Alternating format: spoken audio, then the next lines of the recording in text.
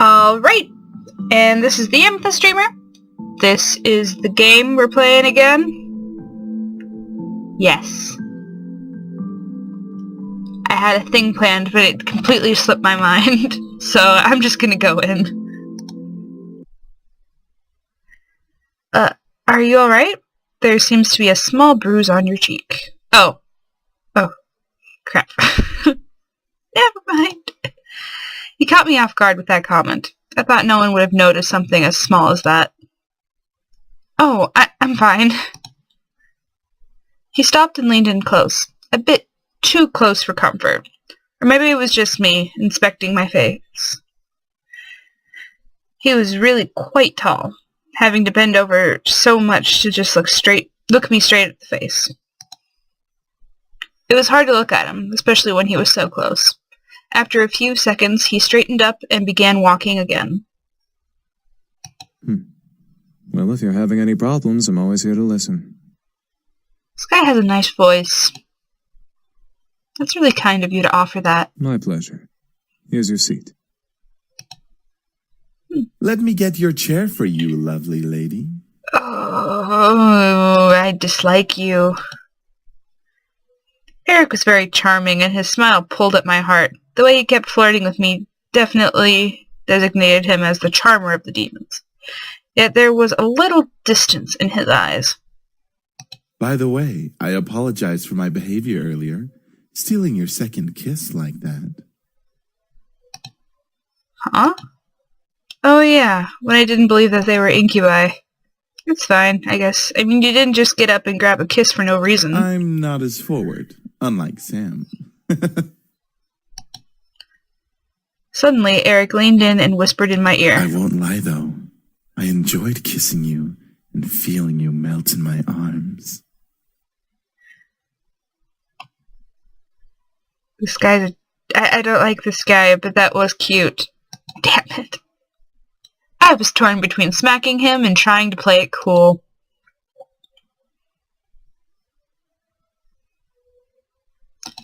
No! That's going to sting. Sorry, I panicked. No, I was expecting that. I drew my attention back to the dishes. I was both intrigued and slightly scared by the amount of food they made. Okay, so no heart appeared after that decision. So I'm guessing if a heart pops up, it means that I made the right choice. Yeah. That's what I'm going with anyway. Seeing my expression, ERIK leaned forward and proudly smiled, gesturing to all the dishes with a dramatic sweep of his arm. I made almost all of the dishes myself. Humorously enough, Matthew looked at him with a shocked expression, as if he was betrayed. His face changed instantly into that of a frown. And I'm the Queen of the Nile. What's that supposed to mean? Me, you, and James did the work together, dummy. It's you, James, and I, Matthew. Oh, okay. Little boys will always make mistakes. Matthew looked at James in disbelief, probably for siding with ERIK, and he annoyedly, whatever, swiveled back to ERIK to confront him. I'm not a little boy. I'm barely a year younger than you. Well, you certainly don't act like it. I really couldn't help but laugh. Matthew seemed very much like a kid. He was adorable. However, I couldn't help but feel like, in a way, he was much more mature than the others, especially ERIK. Huh? Is something funny? No, it's nothing at all. Thank you for the meal, all of you. Oh. You're welcome, miss. Okay, I think James was the name, the one on the left? His smile looks so derpy. Such a well-mannered young lady. Beautiful inside and out. Fucking ERIK. ERIK, knock it off.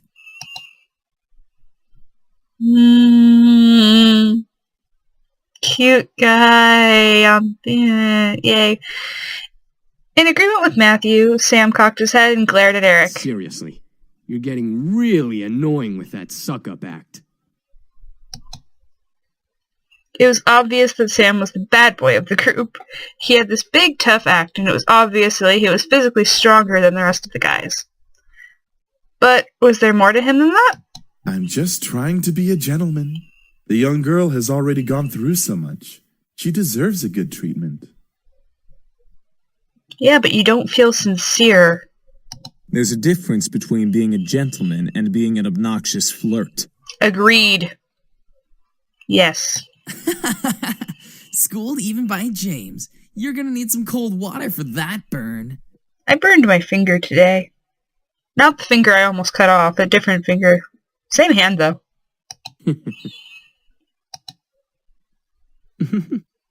No. Okay. By the way, I don't believe we caught your name even though you know each of us. Ah, I'm a stupid name. It's a pleasure to finally know your name. Yeah, that's a nice name. They were all comfortable around me, despite the awkward situation we were in. It was as if it was natural for them to be around humans. I guess that was how incubi worked. They also worked by screwing around with humans. But I was still curious about one thing. Excuse me? All at once they looked at me. I didn't know why, but having all of them look at me made me feel kind of important. Like a queen or something. What is it, miss? I wanted to thank you for the food, but I still want to know why you all came here. I feel like I don't quite understand. Understand? Yeah, like being told that a bunch of incubi randomly appearing in your house was perfectly understandable. Oh, how do we explain? Oh no, Sam looks pissed. Don't be angry. We were attacked.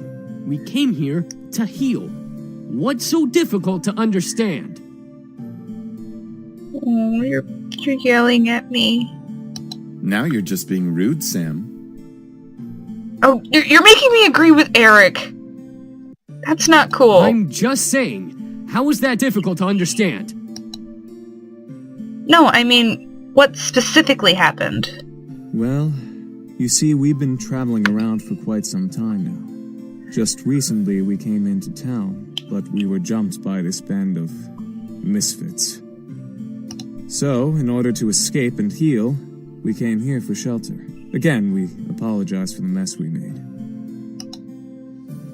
It's fine, I guess. So you're all better now? Right? Yup, all thanks to you. Me? You see, beautiful, we feed on sexual energy. But we don't just get it from kissing lovely ladies such as yourself.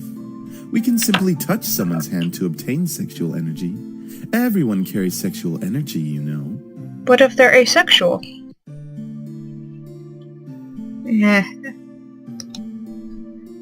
I was still in shock about their powers. It wasn't just kisses that gave them power, it was anything physical. No wonder I was out for a while. These incubi intrigued me, but at the same time I could almost hear a warning siren going off in my Is head. there anything else you wish to know? Well, what do you all plan to do now? Yeah, what are we gonna do now, James? Anyone else think that James looks like, Harry Potter's dad a little bit? That is a very good question. We just got here Just and a little surely bit? we'll be hunted again if we leave. We can take him easily. Not without more training, Sam. The result of that was clearly evident in our last encounter with them. At that moment, I didn't know what came over me, but I suddenly felt sorry for them. I would too. 4 of them are actually cute. They couldn't possibly survive out there. If they didn't know it was illegal to break into people's homes, they probably didn't know a bunch of other stuff. Probably would cause chaos all over town. Or, on the flip side, they could be taken in for questioning and be poked and prodded like lab frogs for research. That was even worse. Oh, Damien looks sad. But most of all, they reminded me of back then. I was sitting alone. The entire classroom was filled with laughter and chatter. But I stood in the midst of it, quiet and alone. It was strange seeing the whole world pass in front of me with such vibrancy while I stood there. On the plus side, I was engaged in any of the drama that might have arisen, like scribbling on someone's paper for revenge, or kicking someone too hard, or kicking someone at all.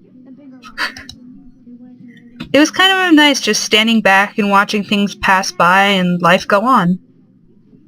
I had long before convinced myself that I preferred being alone. I often said to myself in encouragement, yeah, I want to be alone. There's no one I like better than me, so I ought to spend more time with myself. But there was a certain bitterness to that. Coupled with being alone made me feel so sad.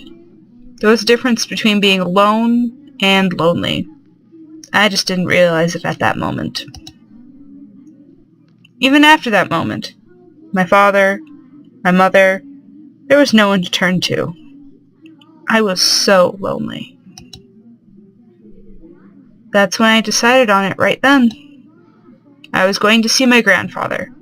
I didn't care if my father wouldn't take me. I was going to walk my way over there and see what he had to say about it. I have never seen him before that. What? I had never seen him before that. Okay, I'm reading that correctly. Grammar check, please. What better time to see him then? If no one else was going to help me with what I was feeling, I might as well turn to him. So after school, I decided to walk there. I had no idea how to get there, and I was armed with only a scrap of paper with the address scribbled on it. As a 7-year-old, I obviously had great ideas. I soon became lost, and like I always did when I was lost, I stood there on the sidewalk, back pressed against the wall, and eyes looking at strangers passing by. And like always, people continued to pass by, and life continued to go on. I was sadder than ever. I had ended up in a situation I was originally in. Nothing had changed, and I had thought that I was silly for ever thinking that I could change things with my own hands. That was until a voice brought me back to reality. Hon, is that you? Grandpa! I looked up and saw an unfamiliar face, but it was obvious that whoever was talking to me knew who I was. And from that moment, things began to change. Life began moving its rusty joints, and I realized that things were moving along. Suddenly, I had become part of the crowd that moved like a blur past me. I was no longer someone who stood still and watched others hurry past. Life had changed. I had changed. Because the very person who found me that day was my grandfather. I had the opportunity to help them. Though, would I? I wanted to, but I wasn't sure if that was the best idea. After all, 5 demons in my house wasn't exactly the living arrangement that I had imagined when I had first moved in. There was the matter of making sure no one found out about their powers. Thinking about them as lab rats made my stomach queasy. And even if they passed for humans, how would I explain having guys living in my house? Imagine if my friends came over. They would practically think I was part of a harem or something. 1 girl, 5 guys. It would be a reverse harem, wouldn't it? Yeah. Oh God, imagine if my parents came over. I think my mom would faint. Mine would too. Who knows what my dad would do? I think he would have them arrested on the spot. Hey, you're 18. You can do what you want. This is hard. Maybe I should have written out pros and cons list before actually having to make the decision. Don't worry too much about it. You have plenty of time to decide. Besides, you should do what makes you happy as well.